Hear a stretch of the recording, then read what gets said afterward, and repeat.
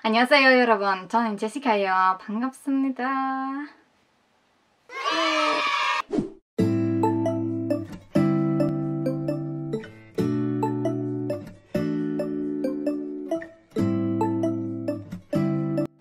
Hi alle zusammen. Ich würde jetzt eine neue Serie beginnen und zwar würde ich einfach kleine Live-Updates machen, wie denn bis jetzt mein jetziger Stand war, wie mein Lebens- und Berufsweg momentan aussieht und was ich in der Zukunft machen möchte oder welche Optionen ich habe. Und mich würde auch voll interessieren, was habt ihr denn jetzt gerade momentan, was macht ihr oder was möchtet ihr denn mal in naher Zukunft machen?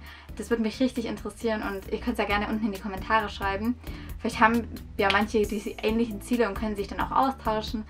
Wie manche von euch vielleicht schon auf Instagram gesehen haben, habe ich vor, mich an einer koreanischen Uni zu bewerben, um da an einer Language School teilzunehmen für ein Jahr. Und deshalb möchte ich euch ein bisschen was darüber erzählen, wie ich überhaupt drauf gekommen bin und welche Schulabschlüsse ich bis jetzt gemacht habe. Ich würde einfach mal behaupten, ich hatte einfach einen ganz klassischen schulischen Werdegang. Ich habe angefangen logischerweise mit der Grundschule und dann bin ich auf die weiterführende Schule gegangen und zwar auf eine Realschule, habe die dann im Jahr 2017 abgeschlossen und nach meiner Realschule wusste ich nicht ganz genau, was soll ich jetzt machen, soll ich jetzt arbeiten gehen oder doch weiter auf die Schule, also ich fand die Entscheidung schon ziemlich schwer. Da ich ja nicht wusste, was ich nach der Realschule machen sollte, habe ich mich einfach dafür entschieden, ein Bundesfreiwilligendienstjahr in der Bücherei bei uns in der Stadt zu machen. Und ich dachte, über das Jahr hinweg wird mir schon klar werden, was ich denn möchte, also welchen Beruf ich erlangen möchte oder ob ich weiter zur Schule gehen will. Und ich dachte so, ja, in einem Jahr werde ich das schon wissen. Dann habe ich das Jahr gemacht an der Bibliothek und dann nach dem Jahr wusste ich immer noch nicht so genau, was ich eigentlich möchte.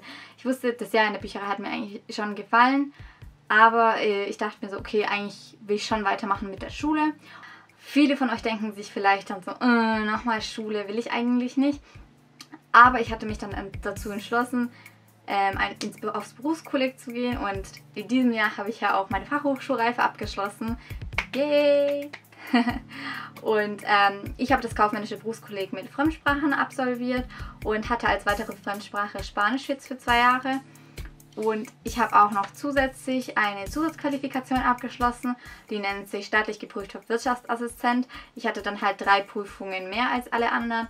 Mit dem Bestehen der Prüfung habe ich jetzt den Titel staatlich geprüfter Wirtschaftsassistent erlangt und mit diesem ist es mir jetzt auch möglich, mich an der Wirtschaftsoberschule anzumelden und könnte jetzt noch mein Abitur nachmachen.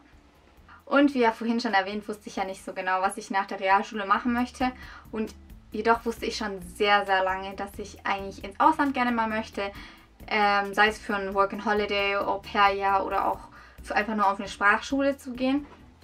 Und ich bin jetzt schon seit Jahren so am Vergleichen von Organisationen oder an Möglichkeiten, wie komme ich am besten ins Ausland und das auch noch preiswert, weil die meisten Sachen sind doch schon sehr teuer. Und ich habe jetzt circa seit 2017 damit verbracht, nach einer perfekten Organisation zu suchen, die auch zu mir passt und die meinen Wünschen und Anforderungen entspricht.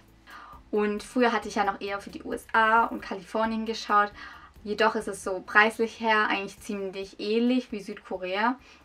Und erst seit letztem Jahr bin ich ja so richtig auf Südkorea fokussiert und weiß, was ich jetzt eigentlich möchte und in welches Land ich gehen will. Da ich mich ja in Südkorea verliebt hatte und auch schon 2 Mal ja jetzt in Seoul war, bin ich eigentlich nur noch mehr davon überzeugt, dass ich auch wirklich jetzt für ein Jahr eigentlich mal gerne hin möchte oder zumindest halt die Sprache intensiv lernen. So einmal die Woche mit einem VHS-Kurs, das ist eigentlich so, es ist zu wenig. Ich würde schon gern mehr Koreanisch haben, also ich freue mich auch immer jeden Montag, weiß ich, okay, jetzt ist Koreanisch und wenn ihr mehr zu dem Thema wissen wollt, wie ich Koreanisch lerne oder welche Ressourcen ich benutze, könnt ihr gerne im letzten Video vorbeischauen. Da habe ich ein ganzes Video darüber gemacht. Und ihr könnt ja gerne einen Kommentar da lassen, wie ihr lernt oder welche Ressourcen ihr benutzt und könnt ja vielleicht auch eure Erfahrungen vergleichen. Wie gesagt, ich würde einfach viel lieber öfters Koreanisch lernen und halt so, dass ich nicht rauskomme. Wenn ich dann im Land selber bin, ist man ja eigentlich nur damit konfrontiert. Da kann man eigentlich gar nichts anderes als Koreanisch zu sprechen. Und ich würde es so gerne. Genau, und jetzt bin ich schon wieder so planlos. Also nicht wirklich planlos. Eigentlich habe ich einen Plan, eigentlich habe ich zu viele Pläne und ich kann mich nicht entscheiden, welchen ich eigentlich machen soll. Ich habe jetzt 3 Optionen, wie mein Leben weitergeht. Und zwar die erste ist, welche momentan eigentlich auch schon im Gang ist. eine Ausbildung in der Bücherei. Ich habe momentan auch schon den Vertrag unterschrieben und würde dann halt ab September anfangen und eine Ausbildung für 3 Jahre machen. Option 2 ist die Wirtschaftsoberschule, an der ich jetzt auch schon angenommen wurde. Und das wäre halt dann mein Abitur in 2 Jahren nachmachen, beziehungsweise Abitur ist ja ein bisschen früher. Also in 1,5 Jahren hätte ich dann mein Abitur auch in der Tasche. Oder Option 3, und zwar eine Sprachreise nach Korea. Also das wäre halt dann so in Zusammenarbeit mit einer Universität. Und dann würde ich auch ein Visum bekommen. Das habe ich jetzt momentan auch in Angriff genommen. Also falls es auch klappen sollte, dann, was ich übrigens hoffe, also ich würde schon gern nach Korea, muss ich jetzt schon sagen. Aber dann sind halt noch Option 1 und 2 da und dann zu viele Möglichkeiten, zu viel Auswahl. Und momentan läuft ja mein Bewerbungsprozess an der Uni und ich habe auch schon mit den Verantwortlichen ein bisschen geschrieben und die meinten, ich habe gute Aussichten, also angenommen zu werden, weil auch meine Noten ziemlich gut sind. Also es ist wirklich so, an der Uni ist ja wirklich ein Bewerbungsprozess, da muss man so viel Unterlagen einreichen und halt auch der Notendurchschnitt muss ein bisschen besser sein. Und zu dem Thema kommt dann übrigens auch noch mehr, also gerade auch zu der Organisation, wie habe ich mich da beworben, was muss man alles einreichen, das muss man beachten und so.